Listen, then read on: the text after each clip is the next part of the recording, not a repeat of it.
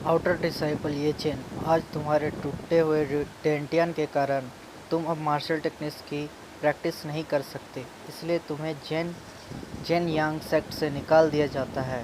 तुम्हें अपनी पूरी ज़िंदगी में जेन यांग सेक्ट के माउंटेन्स में प्रवेश करने की इजाज़त नहीं है। तभी ये चेन बोलता है, पर मैं ये सेक्ट के लिए कर रहा हूँ। फिर मैं तभी एल्डर कहते हैं, शांत, तुम पीस ऑफ ट्रैश, अब भी यहाँ रहने के लिए बहाना ढूंढ रहे हो। फिर ये चेन कहता है, मैंने सेक्ट के लिए इतना कुछ किया, फिर भी मुझे ऐसे क्यों ट्रीट किया जा रहा है। इसके 3 दिन पहले का क्या हुआ था दिखाया जाता है। कोई ये चेन के पीछे से उस पर हमला करता है। तभी ये चेन कहता है, वहाँ कौन है। वह लड़का कहता है, इससे फ़र्क नहीं पड़ता, अच्छे बच्चे बनो और इसे एलिक्सर दे दो, मुझे दे दो। ये किन यून सेक्ट से लूजी था और शायद मैं तुम्हारी बेकार की ज़िंदगी को बख्श दूँ। ये चेन कहता है, तुम्हारे सपने में, और उस पर हमला कर देता है। तभी लूजी गायब हो जाता है और ये चेन कहता है, वो कहाँ गायब हो गया। ये लूसी बहुत तेज़ी से उसके आगे पीछे घूमता है, उस पर वार करता है। ये चेन सोचता है, वो बहुत तेज़ है, अगर मैंने जल्दी रिएक्ट नहीं किया तो मेरी जान भी जा सकती। लूजी उस पर अपने पाम से अटैक्स भी करता है और वो अटैक्स ये चेन को लगते भी हैं। वो इस अटैक को बहुत मुश्किल से डॉज करता है अपने तलवार की वजह से। है उसकी पाम टेक्निक्स बहुत ख़तरनाक है, लेकिन यह सिर्फ बाहरी शरीर को नुकसान पहुंचाती है, इससे इंटरनल ऑर्गन्स को कोई नुकसान नहीं होता। ये चेन कहता है, ये मुझे मार सकता है, लेकिन ये बस मेरे साथ खेल रहा है, और लूजी पे हमला कर देता है, लेकिन वो बच जाता है। लूजी कहता है,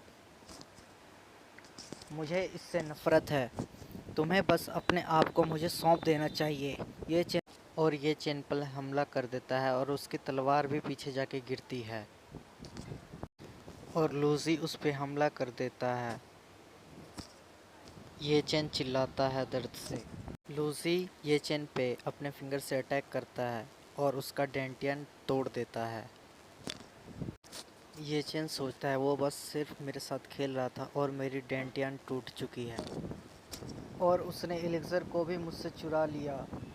और ये चेन की आंखें बंद होने लग जाती हैं और सीन प्रेजेंट में आता है और एल्डर कहते हैं, हमने तुम्हारे 3 दिनों तक ख्याल रखा, तुम्हारे लिए इतना काफ़ी होना चाहिए। ये चेन कहता है, एल्डर वो, मैं यहाँ बचपन से हूँ, लेकिन मुझे आज पता लगा कि आप इतने कोल्ड हार्टेड हो। तो फिर मैं ये चेन आज से और अभी से जेनियन सेक्ट का हिस्सा नहीं हूँ। सेक्ट के डिसाइपल कहते हैं, जल्दी देखो, ट्रेस ये चेन आ रहा है।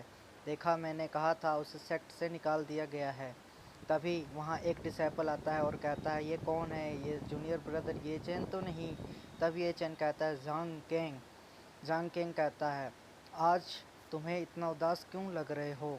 मुझे अपने यंगर ब्रदर को ऐसे देख के बहुत बुरा लग रहा है, मत जाओ।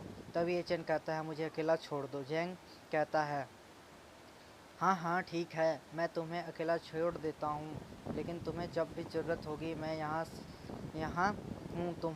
तुम ट्रैश कहीं के, हंसते हुए कहता है, और कहता है, क्या तुम्हें आज भी यही लगता है कि तुम वही पुराने वाले ये चैन हो। हाँ, तुम्हें जाने चाहते हो तो बहुत आसान है, मेरे टांगों के पीछे से होकर तुम जा सकते हो, शायद मैं तुम्हें कुछ स्पिरिट स्टोन्स भी दूँ। तभी एक लड़का कहता है, ब्रदर जाओ, आपको नहीं लगता ये कुछ ज़्यादा हो जाएगा। तभी कैंग उस लड़के को कहता है, तुम मरना चाहते हो क्या। और फिर ये चैन से कहता है, तुम यहाँ से रेंग के जाओगे या नहीं। तभी कुछ डिसाइपल कहते हैं, ये तो सिस्टर जी निंग स्वांग है। सब कहते हैं, ये बहुत प्रेटी है।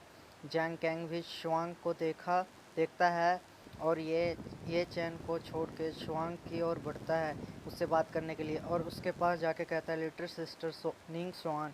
और शुआंग उसे इग्नोर करके आगे बढ़ जाती है और जाके सभी डिसाइपल को कहती है, तुम सब जाओ यहाँ से।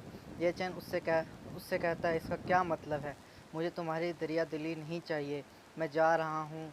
और ये कहकर ये चैन चला जाता है। उसके बाद रात में एक जंगल का सीन दिखाया जाता है जहाँ ये चैन लेटा हुआ था और सेक्ट में बिताए अपने समय और बचपन को याद करता है।